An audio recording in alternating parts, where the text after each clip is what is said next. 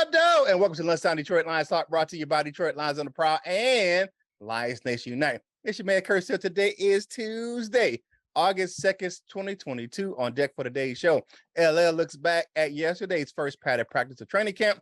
Coach Mike discusses the new Lions running back, and I talk about how the mentality of the Detroit Lions has changed in year two under Dan Campbell. Before we get into all that, man, it's time to bring in the rest of the crew. I'm going to reverse order today, man. It's the boxing pride of Jackson, Michigan.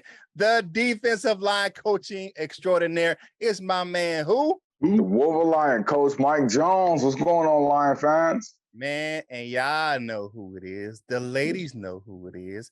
Man, he got, I know he got a wing stop somewhere because it's our resident Rick Ross. It's my man, LL Cool Jones. What's going on, my guy? What's up, Prowl Nation, and good morning. Hey, let's get this thing started right now. Let go. It's Detroit Lions Talk, baby.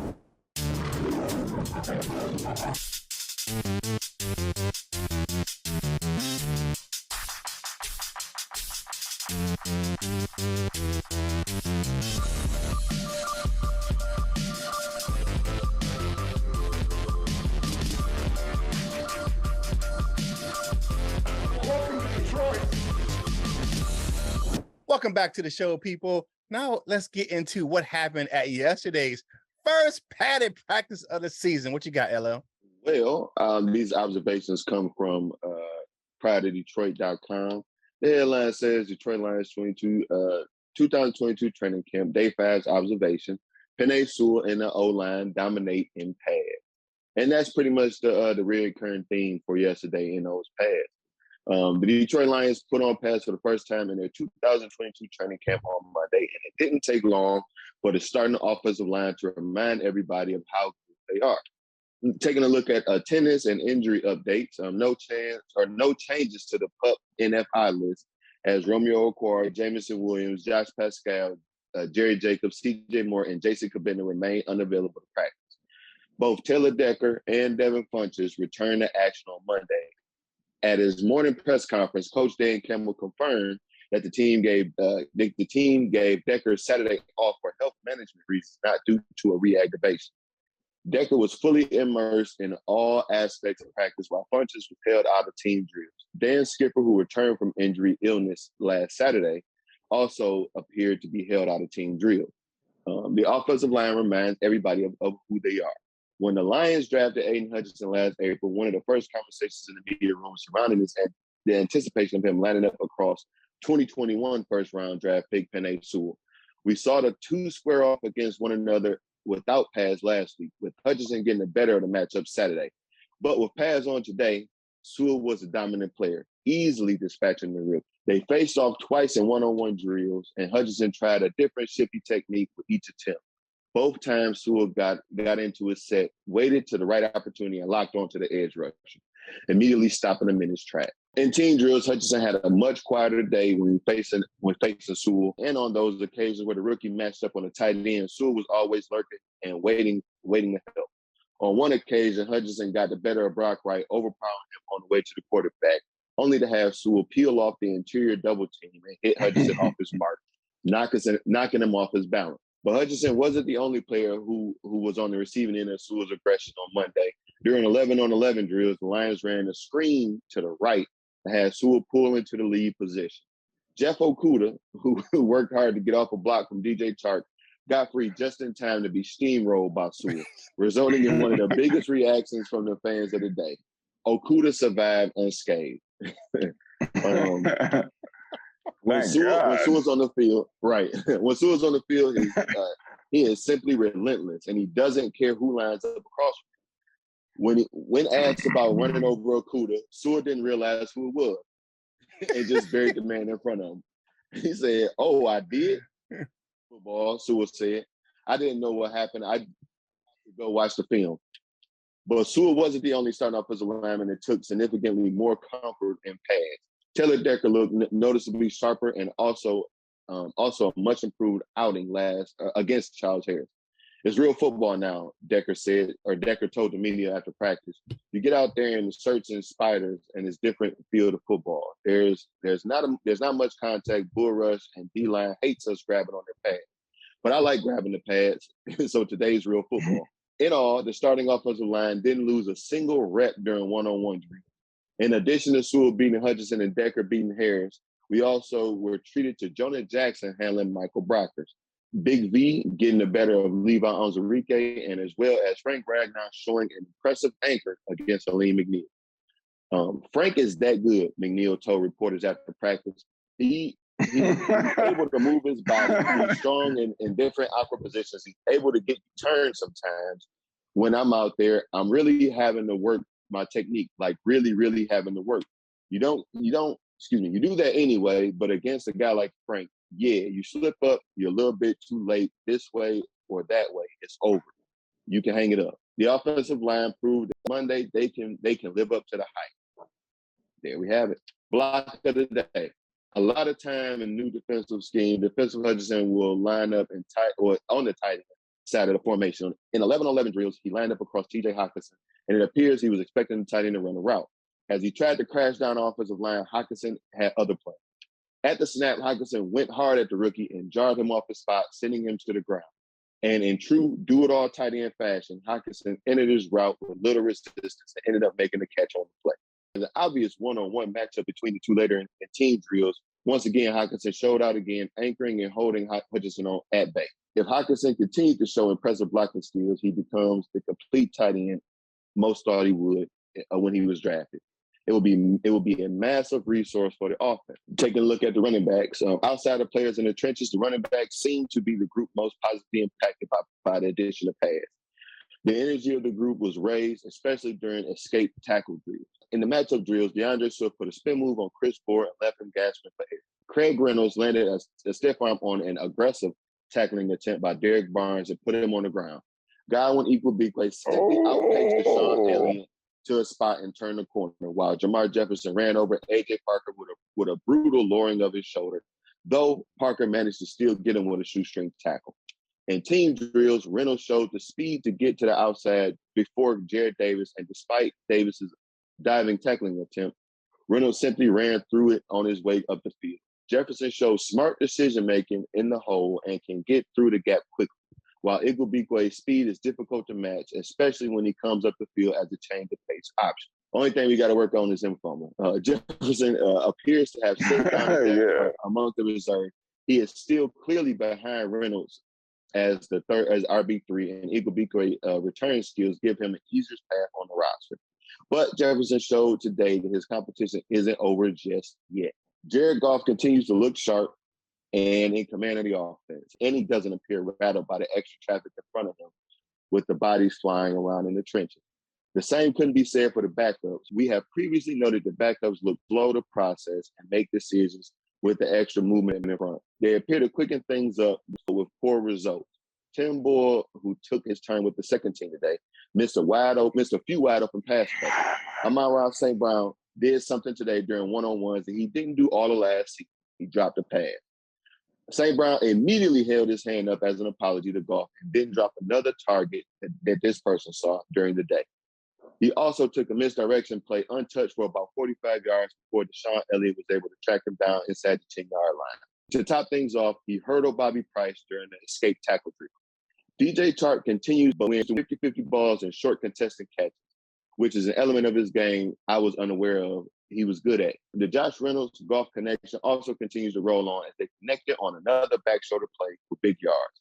Another receiver that stood out was Quintez Cephas, again, who, as expected, was much more physical with pass on. He also had another sharp one-handed catch today, this time in one-on-one drills. Among the reserve offensive line, Obinna Eze, Tommy Kramer, Evan Brown, and Kevin Jarvis didn't get beaten individual drills. Matt Nelson and Logan Stenberg split their reps with the defensive line, while Skipper and Zine Ob both had rough outings.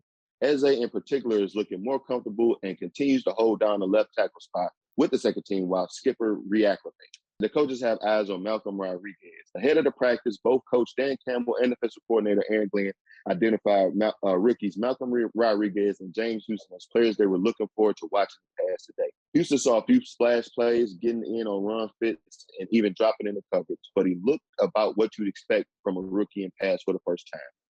Rodriguez, on the other hand, was able to flash his instincts and intelligence, showing zero hesitation in his decision-making. Combine that with his fearless aggressiveness, and the Lions definitely have something to work with. Now, he is still repping with the reserves, but he quickly identifies correct gaps and crashes them with force. When the Lions tried to screen on his side, he slipped past the blocks and was at the pass catcher side at the time the ball arrived. He still had a lot of bodies in front of him before he was able to make meaningful reps, but the instincts are glaring obvious, so he just needs to gain experience. There is a lot about the rookies' play. Fans just have to be patient. As for the rest of the defense, while the offense had a better day, the offensive line throwing people around, there was a few defensive players that caught my eye. While Hutchinson was on the wrong end of a lot of offensive line play, he still had positive moments. But still, in the nature of the role Hutchinson has with the team, there are going to be days where he crushes people, and others where offensive focus on taking him away. In those situations, Hutchinson occupying and it frees up opportunities for Charles Harris, whose tireless effort and high level of play has lost on the offensive line. You can't take a player off Decker said repping against Harris. You just can't. I love having him on this team. He doesn't say a word out there for practice. He's the quietest guy. He plays super hard. He's consistent. He's not dirty. He just plays hard. He's a good teammate. He's going to make me better. Hopefully I can make him better. Good words to hear about Charles Harris. Another day and another time, I've noted Austin Bryant is making noise off the edge. He and John Kaminsky, who exposes reserve offensive linemen with the penetration skills, are predicting the bubble players a tough decision. Speaking of potential bubble players, Jason Cornell was one of the better run stuffers on the day and is repping higher and higher each practice. He is also making a strong case for DT4 duties and should be an early favorite. It was Mark Gilbert's turn with the second team opposite of who the Will Harris duo, and he's firmly put himself in the mix for a reserve spot. Man, he's not afraid, Campbell said of Gilbert in his morning presser. When the lights are on and it's time to go out there and try to make a play, he will. He's not afraid to challenge. He will challenge you on the perimeter. He's not worried about getting beat. Gilbert has been physical during camp, and today was no exception. Although his most notable play today was the one he didn't make. During the play, Kaminsky flushed the quarterback out to the pocket to Gilbert's side. Gilbert squared up and waited for the quarterback, but Kaminsky tracked the quarterback down for a sack. Immediately following the play, his hesitancy was addressed by the coaching staff, and more aggression was encountered. In addition to Gilbert, some of the other defensive backs showed well in pads and were on the positive end of some physical plays, including Will Harris, Afitu Melifonwu, Bobby Price, Chase Lucas, and Savion. Tracy Walker's cover skills are looking sharper in camp as he is taking much better angles on receivers. In one-on-one drills, he held down against Khalif Raymond, showing his cut to the sideline, while also drifting deeper down the field and anticipating the in-and-out route, which Raymond ran. In the past, Walker has been aggressive in coverage and could get out of position here, but it appears his experience is helping him to get to better spots. Khalif Raymond and Khalil Pimpleton remain the primary competitors, and Amon-Ra St. Brown is taking an occasional rep to stay familiar with the role. We noted last week the C.J. Moore sideline. Tracy Walker was taking personal protector reps with the punt unit. Walker took those reps again today and is likely a permanent position for him. Will Harris took reserve reps at the position. You may recall that this was Will Harris's role before being replaced by Moore, who is likely to enter the gunner position once healthy. The gunners also haven't changed, with the primary pairing being Iffy and Bobby Price, followed by A.J. Parker and Trinity Benson. Jeff Okudah and Amari Oruwariye are putting in some reps with the individual drills, likely as emergency options, but are not involved in the team drill. We also saw physical play during the special team drills from Melifonwu, Harris, Barnes, Anthony Pittman, and Josh Woods. And one last final note, the Lions welcome fans into practice again. They designated a section right in the front of the running back for the Kids Kicking Cancer group. The Lions assistant coach, running backs coach, made a point to going over and talk to the group ahead of practice and told them the running backs group is going to be practicing for those children today, per Jeremy Risden. Team President Rob will also made time to talk to the group a little later during practice. So, sorry, we're all, that took a little bit to get through, but that was day 5 at minicamp or at training camp. What do you guys think about that? Hey, you said it all, man. I had nothing else to say. You good? We good. What you got, Coach Mike? Me either. You nailed it on the head. You nailed it on the head. Well, you guys out there, of course, let us know what the family discussion topic for today will be. Who will stand out most in padded practices? Go ahead and let us know down in the comments. We'll pick 6 of them to be read on the next show. Of course, with that family discussion topic, of course you like us. But go ahead and get more people just like you to join us. We're on that march to 1 million, but the first stop on that million is 4K. Help us out. Go ahead and click that subscribe button. Give us a like and share it to all your Lions friends that you may have. Hey, we got to pay some bills, man. Hey, if you like the content, like my man LL said, like the video, share the video, subscribe to the channel if you haven't done already. We're on the march to 4K. So get on this bus, Gus, get on this train, Wayne, get on this ride, Clyde, and join us right here, Detroit Lions on the Prowl, your home for Detroit Lions news and rumors. You want to get yourself some Lions gear, you see what I'm rocking today. You know what I'm saying? From fanatics.com. Today is day 2 of Curt's Go Ahead and Switch Up Cap Day. So take notice, you know what I'm saying, which one I'm wearing today. It's going to be 5 caps, different caps this week. Going to be 5 different caps for the whole month of August. And take note, because we're going to make it a special announcement on Free For All Friday of what's going to happen with the cap switch up. So go ahead and stay tuned. But go to fanatics.com, links in the description below, and see what you want to get over there. And the small portion of the proceeds from that link going to help us grow the content on this show. If you want to get yourself some LNU gear, go to lnushop.com and get yourself some Lions Nation Unite gear. Speaking of Lions Nation Unite, to help us bring you this content, go on over there and download the app in the Google, Android, or Apple App Store. Hang out with all the crew over there, all your favorite content creators. They were over at Allen Park yesterday, so go ahead and check those guys out over at lnu.com, lionsnationunite.com, or like I said, just download the app in the Google, Android, or Apple App Store. You can go over to Detroit Lions on the Prowl.com to check out some content over there. And while you're there, you can go ahead and shop over there with lionsontheprowlshop.com. Get yourself some Prowl Nation gear. With all that being said, man, y'all know the phone number, man. It's who? Tell us about a new running back. Yeah, and this actually makes me very happy that the Lions are not content with what they have, and they brought in running back Justin Jackson, who played with the Chargers last year, primarily in a backup role to Austin Eckler. Justin Jackson, 6'2", 200 pounds. As he brings another dynamic to the football field, to the running back room, which once DeAndre leaves, that void is kind of left where that shifty, that elusive running back is kind of gone. I think, you look at Craig Reynolds and Jamal Williams are more straightforward downhill runners, and you get Justin Jackson in there, and he's more, he's more elusive, and he can also catch out of the backfield, which is not the strength of Jamal Williams and Craig Reynolds. I mean, they can do it, but that's not their strength at all. But another thing about the signing of Justin Jackson is he averaged 5.4 yards a carry last year. And if you look at it, Jamal Williams averaged 3.9 yards a carry last year. So that in itself, it speaks volumes.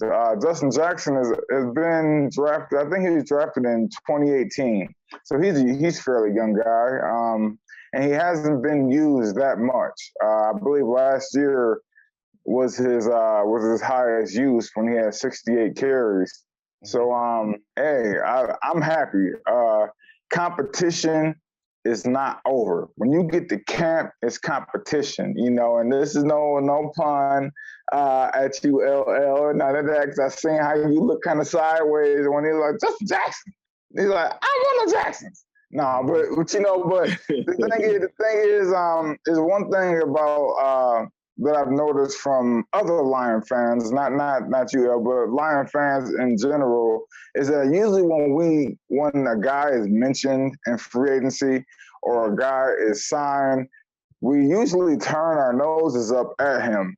And one thing I just kind of didn't like about how fans act is we always act like we too good for somebody. You know what I'm saying? Like we always act like nah, he's this or he's that or he's this. We was 3-13-1. You know what I'm saying? So competition in that room is much needed, is much appreciated, and may the best man win. I'm not sold on. I'm not sold on nobody right now. I don't want to eliminate any competition for anybody because nobody on this team deserves anything after that 3-13-1 record. So with that being said, y'all let me know what y'all think about that. I got two things real quick. I think it's twofold. You had the Greg Bell went down and you had the other player retire. So we're still kind of like you already missing Jason Kambenda and Greg Bell. So that's two running backs that you're down in our running back room right now in camp. So you need somebody to come in. And I don't know if the coaching staff is sold on Jamar Jefferson and Godwin Ekwubike. They may not be, you know what I'm saying? They may have to step up. Godwin Ekwubike, LL talked about it with the fumbles.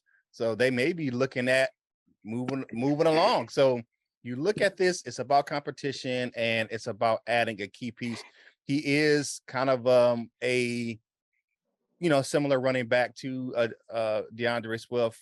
And some people probably will say that maybe Jefferson has some of that as well. But Jefferson is more of a, he kind of fits in line with Williams and Reynolds, where they, straight line runners, where, you get a guy like Jackson who's more shifty, gets to the outside, just like kind of Reynolds can get to the outside as well. But I mean, we'll see. It's all about competition, and we'll see what happens. We check it out on next week's Hard Knock to see what he's gonna do. Yeah, I can't wait. Yeah, I'm glad you said that, because that was like my only thing that I would have challenged you on. Like how you said, we need to bring in people because you're 3-13-1. If that's the case, we need to be looking at everybody for the game. But you just said that, so yeah, I ain't got nothing to say about it. I don't necessarily think we too good for people. I just think some shit can be pointed. Like, he gonna be a camp body. I don't think he may make the team. He might. I don't know. Like you said, though, it's all about competition, I suppose. So if it's good, if it's all in good for competition, I'm with it. May the best man win.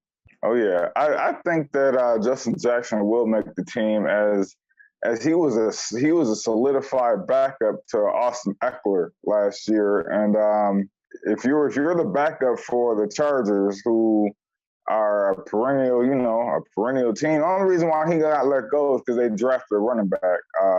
This perennial what? A perennial backup. He's a perennial backup. Okay. He's a solid. I thought you were talking about the Chargers. I thought you were saying the Chargers. Oh no. I'm just saying with their roster, and you take their roster and then you compare it to the Lions roster, and we can't turn nothing away. So that's just what I got to. That's just my feelings on everything. But let me know how y'all feel. Drop a comment. Let me know if y'all think Justin Jackson is a good signing, or do you think that Craig Reynolds and Jamar Jefferson have those backup spots locked up? Let me know. Leave a comment in the comment section. Click that like button. Click that subscribe button. Let us know, man. Show us some love. What you got up next, Curt?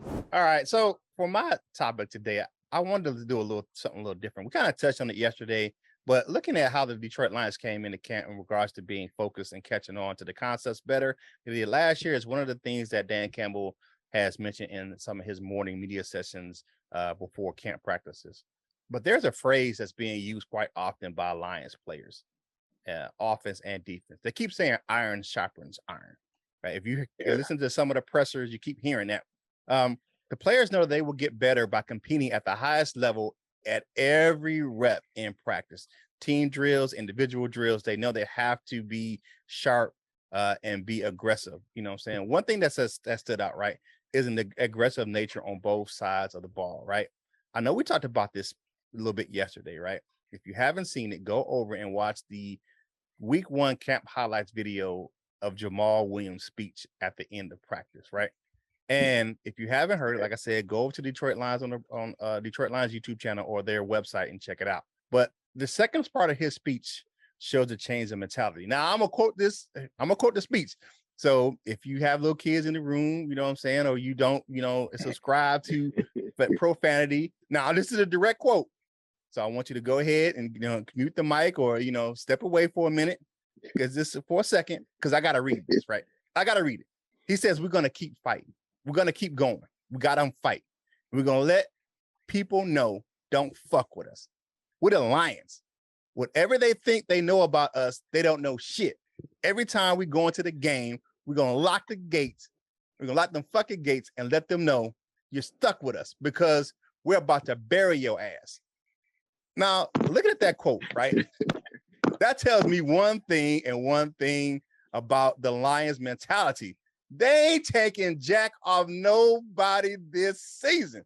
Now, they may not win every game, but what Dan Campbell said in his opening presser as the head coach, he said that when you play the Lions, you will know you have been in a fight from start to finish. And that's what you're going to see with the Lions going forward this season. The Lions are developing a nasty, aggressive, punch you in the mouth mentality, and I'm here for it. This group of players in the Motor Cities don't have chips on their shoulders. They got boulders, baby. 2022, my man LA, you gonna like this. It's official decap biting season, baby. These guys ain't playing. I mean, if you look at that quote, I'm looking at that quote and I'm looking at the person who's saying it, who always out there, laughing and joking, he's smiling, but he ain't taking jack off nobody.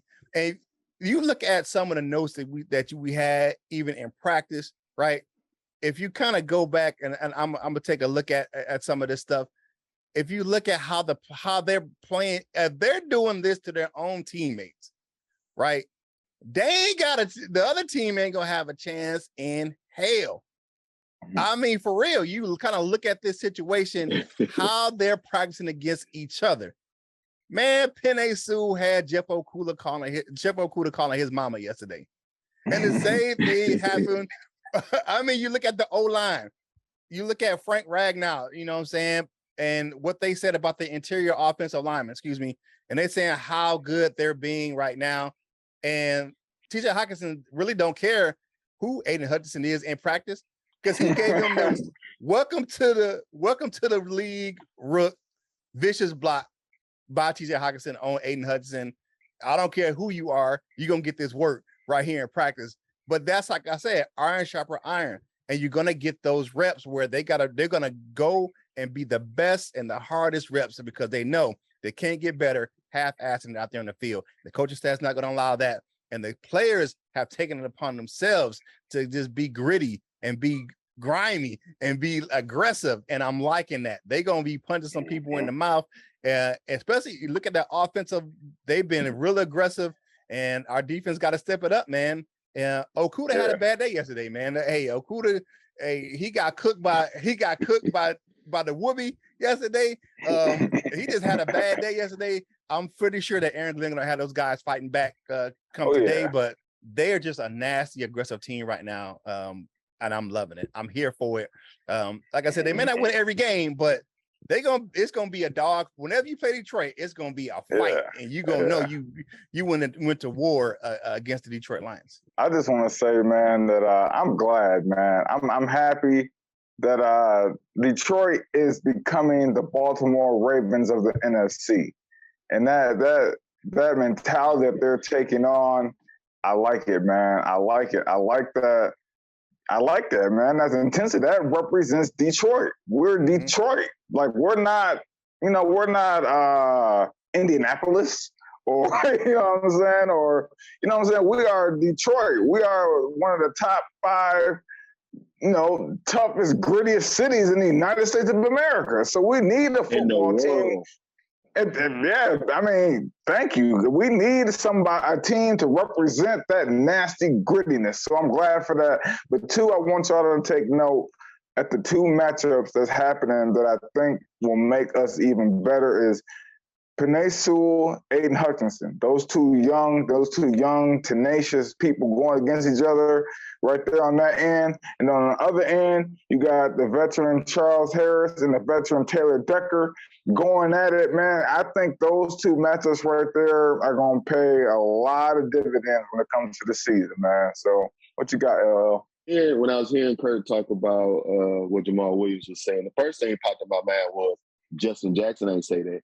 Number two, the second thing, which he called out was fight somebody kneecap. I really hope, I want y'all to know just how bad. I really just want one of our players just to bite somebody's kneecap, or just something like in the post game pressure for another team. They say, man, I was at the bottom of the pile. Somebody bit my kneecap. I really want that to happen. I really want that to happen. But all of this is saying is that this is more likely, man. I do like that you said that. I don't necessarily want to be the Baltimore Ravens, but I like that, man. I've been saying it on this channel for a long time, man. I am I do also like the Baltimore Ravens. I like what they stand for. They usually put out a physically tough team every single year, and I would love for us to be that exact same way. Yeah, definitely. I just think they're a nasty.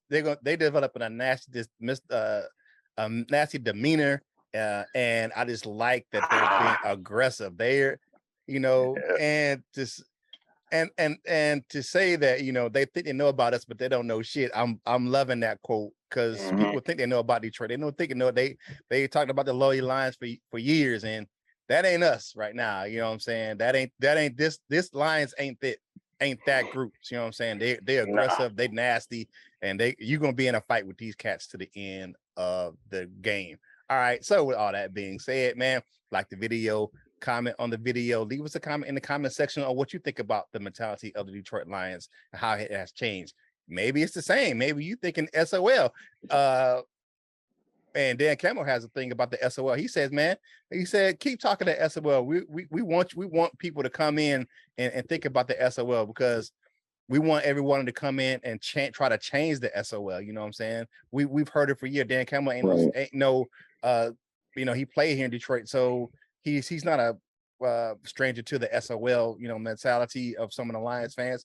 But this ain't the SOL that you think they are. You know what I'm saying? It's just not. So all right. So, but with all that being said, man, y'all know what it's time for us to do. It's time for us to talk about what you guys had to say about yesterday's show. It's time for the comment cards, baby. First up, we got a friend of the show. King SJ says, I can't say I've been sold on Will Harris since we drafted him, but I'm rooting for him at corner. Okay. I will gladly eat my words if Will Harris lights it up in the season. I hope he makes me do that. Okay. Me too. We on the same page, because I sure wasn't sold on that cat. Because I sure would have paid $5 to get him out of Detroit. I'd have gave you $2 on it. I'd have put $2 on it. John Martin says, it's early, however, in every interview of the offensive skill players, they have made positive comments about the new offense under Ben Johnson. Here's hoping talk translates into results. Very good observation, John Martin. Thank you for the comment. Right on. Chuck Forget says, pads covering out of mothballs. Now let's see who shows up. Okay. Hey, we're gonna see. We definitely gonna see. AJ, he's seen. Penei Sewell, that's who showed up. Penei Sewell showed up. Freddie Vid says, how long does Jared Goff have left in Detroit? I believe his contract up is after next season. Or at least after this season, he doesn't have any more guaranteed we can really get out of that contract, Freddie Viz. But if he plays well this year, he might have another 2 seasons left in Detroit. So yeah. I mean, I'm just saying.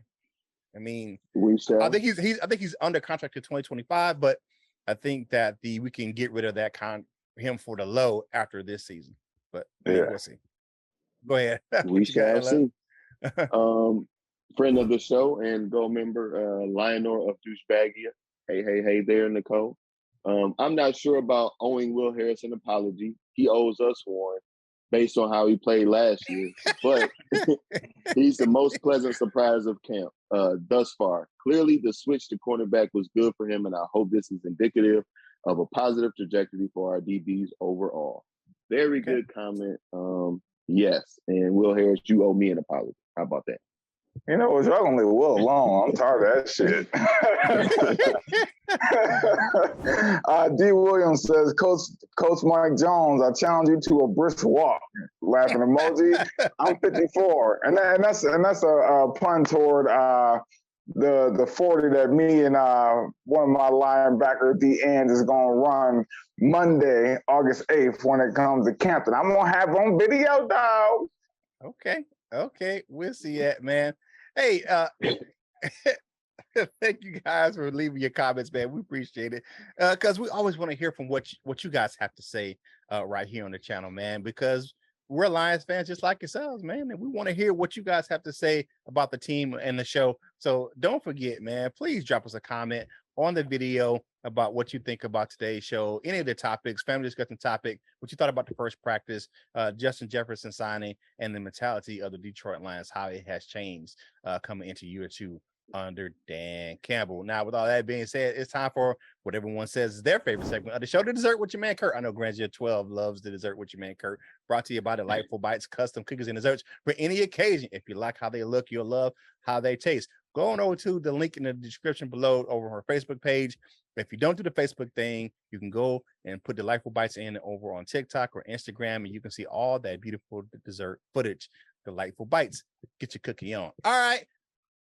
Amani Oruwariye is embracing his leadership role in the Detroit secondary. Now, one thing I really didn't realize is that at 26, he's the elder statesman in the cornerback room. Mm. He's the oldest cornerback we have on the roster. Now, Mike Hughes has a little bit more experience, but he's actually a year younger in age than Amani Oruwariye. He's taken that leadership role to heart. He's back there, he's talking, and he's making sure that the cornerbacks are doing their job, along with the coaches. So Amani Oruwariye is stepping up, man. He had a great year last year. There's some things he can work on, but you can look at that. He had 6 interceptions last year, 3rd in the league, and was 3rd in the league in quarterback ratings against in coverage. So you look at him, he's being the player that we drafted. You remember back, that was always supposed to be the pairing, was supposed to be Amani Oruwariye and Darius Slay. That was supposed to be the pairing once we got him up and running. But, Slay got traded and all that other stuff. And then we got drafted Okudah, Mr. Toast himself. But, we'll see. But I'm loving the leadership role that he's taken, being with the coaches, being with Aubrey Pleasant, and pushing the other cornerbacks in the room to be better. I'm liking what I'm seeing from him. So Amani Oruwariye, he's stepping up and becoming the face of our secondary. He is definitely our CB1.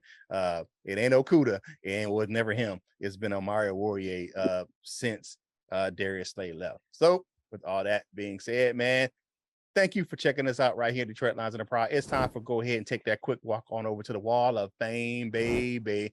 Man, go over there and check out Everything King on his Instagram fan or his Twitter page, man. He has a bunch of pictures from yesterday, hanging out with some of the friends of the show, Micro Mike, Dosa Dion, and Michael Banks. And he was just hanging out with some of those guys over at practice yesterday, and this some of the LNU mates we have.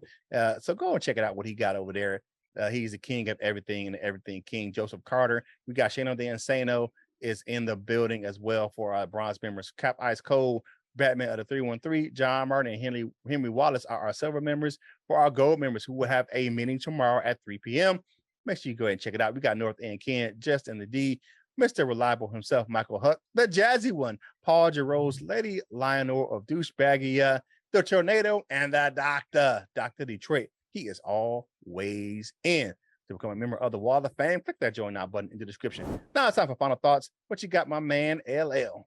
Well, final thoughts on this two-piece Tuesday, Taco Tuesday, and or it could possibly be Dollar Coney Day, wherever you are. Find you some conies, have a great day, be kind, and don't worry about, never mind, I was going to make a Justin Jackson joke. I don't care. Welcome to Detroit, Justin Jackson. How about that? Oh, some people. No, I said welcome to Detroit. I know, but I just want to say that I'm loving the intensity of the team. I'm loving the Swaggy's his video, man, the little part in the video, man, his ending that he had. Because anybody who knows Coach Mike Jones, D-line coach, I preach violence. Like, you know what I'm saying? A lot of people are violent. I preach violence. I want violence on the D-line. And it's just like, man, that just reassures me that, you know what I'm saying, what's going on, that violence is what we need. Okay. Yeah. So, hey, y'all know how it is. Take care, man. All right. So on this Two-Piece Tuesday, man, if you're living down here in the South or you got a Popeye's chicken somewhere near you, most times you can get two pieces of chicken for $1.79. So go ahead, man, and get your chicken on today if you can get the Two-Piece Tuesday where you're at your Popeyes. But with all that being said, man, if you could be anything in this world, please be kind. Like I said, it is day 2 of the Curt Cat Switch Up. So take note again today of what I'm wearing. I gotta let you know, you got the gray, the blue, you know what I'm saying, with the Honolulu blue today. So take note, we're gonna have a special announcement on Free for All Friday of what's gonna happen at the end of the Curt's 2022 Cap Switch Up month. Hey, all that being said, man, hey, I know it's Tuesday, man. I know you had at least 5 meetings yesterday that could have been emails, but you know, you got through the day, and today is another day. And just go ahead and keep grinding it out, man, right here on the show. We enjoy you bringing you this content during your lunch hour. But speaking of your lunch, man, hey, if you had some great food today, tacos, Two-Piece Tuesday, Coney Island, whatever you had today, get that napkin, man, wipe them crumbs off your face, finish your drink, and get back to work, baby. And whatever you're doing in life, you got to boss up, ball out, and be the best version of you that you can be. For my fellas, LL and Coach Mike, this is Curt Steele, and we will holler at you real soon. We love you, Jim.